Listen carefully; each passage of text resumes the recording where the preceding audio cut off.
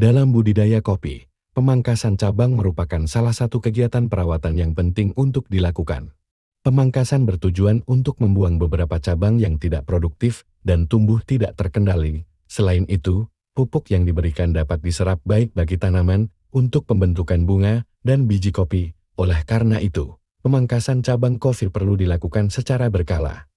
Metode pemangkasan kopi yang pertama yaitu pemangkasan bentuk. Sesuai dengan namanya, pemangkasan ini bertujuan untuk membuat bentuk tanaman kopi lebih proporsional. Tanaman kopi dipangkas supaya tidak terlalu tinggi dan memiliki cabang yang banyak dan tumbuh menyamping.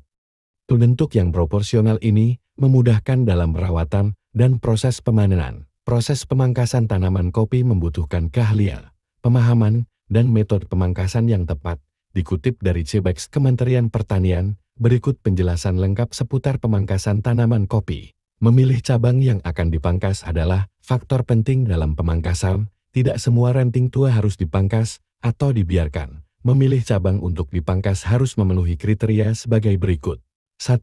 Cabang sudah tua. Untuk menentukan ranting sudah tua adalah melihat sudah berapa kali cabang tersebut berbuah. Cabang-cabang yang sudah 3 kali berbuah atau disebut B3 adalah ranting yang sudah layak dipangkas. Namun itu juga harus dipertimbangkan apabila cabang B0, B1 dan B2 banyak dan sudah memenuhi perkiraan produksi maka cabang B3 dibuang semua. Tetapi kalau cabang B0, B1, dan B2 sedikit maka ranting B3 diselektif dan dipangkas yang kurang produktif. 2. Cabang terlalu rimbun. Cabang-cabang yang terlalu rimbun terus dilakukan pemangkasan untuk menghindari cabang saling bertumpuk. Kalau dibiarkan, akan berpengaruh pada proses pembungaan dan pembuahan.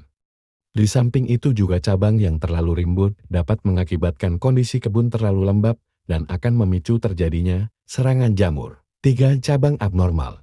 Cabang yang abnormal disebabkan oleh beberapa faktor diantaranya serangan hama penyakit. Unsur internal tanaman kopi itu sendiri yang mengakibatkan ranting perumbuhannya tidak normal. Tunas-tunas kecil yang tumbuh tapi kurang produktif.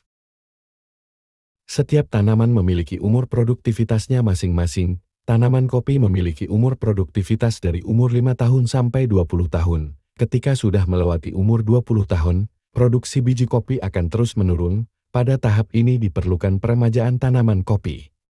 Rejuvenasi atau peremajaan dapat dilakukan dengan metode pemangkasan cabang tanaman kopi. Cabang yang sudah dipotong akan tumbuh cabang baru yang dapat memproduksi biji kopi lebih banyak lagi.